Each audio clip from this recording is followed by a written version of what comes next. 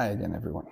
Once a week, I'm going to try to make some, let's call it informative content. At least I hope you think it is informative. And I will go into maybe a little bit of my experience as a coach, as an athlete, and hopefully share a little bit of my knowledge and of lessons I've learned throughout all of this journey. Last video, we talked about pre-show anxiety and how to deal with that. And this week, I thought I would talk about some of the psychology behind coaching and about personal training as well.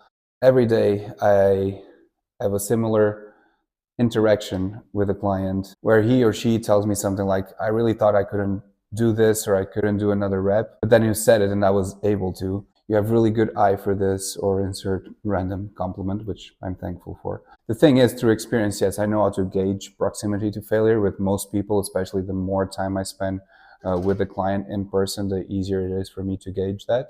But at the end of the day, most people, including myself, are able to do much more than what they believe they can. Our job as trainers and as coaches is to empower people through movement. And when I mean empower, I don't mean in a new age sort of way. I mean making people be more confident in the way that they move. Because your mind does not exist in a vacuum. And a lot of times the way you perform an exercise actually tells a lot about you as a person, more than what you think it does. Because movement and pain and all of those things are multifactorial. They don't just appear out of nowhere. If you're not confident in the exercise that you're doing, if you're not confident about things going on in your life, if you had a disappointing day at work or at home, all of that will translate into your performance.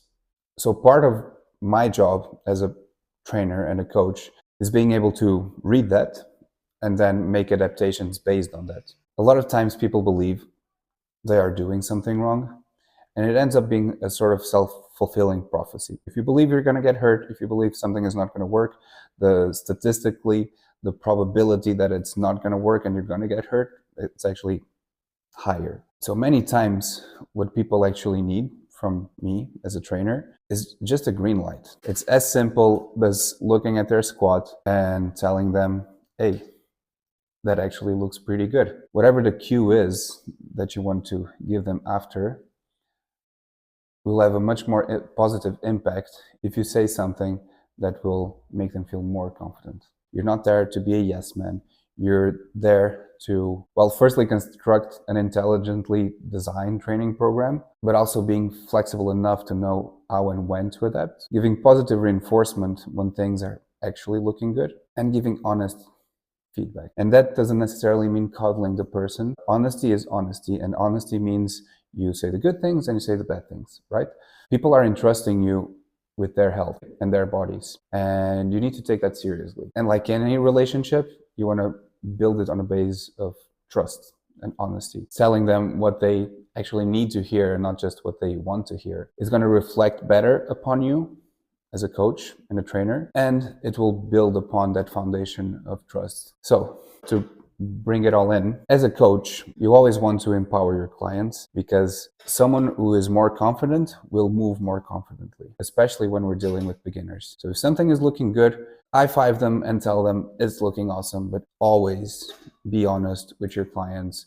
Always tell them what they actually need to hear. Your clients are a reflection upon you. They are your business card. If they approach you with a goal, it's normal that people throughout the process, especially if you don't contextualize it, especially when you're dealing with beginners that never went through the process, gaining muscle or losing fat or whatever it is, the goal that they're trying to achieve, that they will lose some motivation. But it's your job to kind of pull them back and say, hey, why are you doing this? What are your priorities? Are we in this together or are we not? How much does this actually mean to you? Because to me, I am personally attached to my clients' goals. Every time I have an intake and I hear their reasons, I can empathize with most of them. And my own goal as a personal trainer and a coach of people of all different backgrounds. If we're talking bodybuilding, that's completely different. If we're not dealing with rigid timelines, my goal is not to get you from this to this in X amount of weeks. My goal is to ingrain good habits in you. Whether reaching that goal takes 8 weeks, 16, 24, 52, 2 years, what's important to me is that you don't lose sight. You will fall you will get demotivated.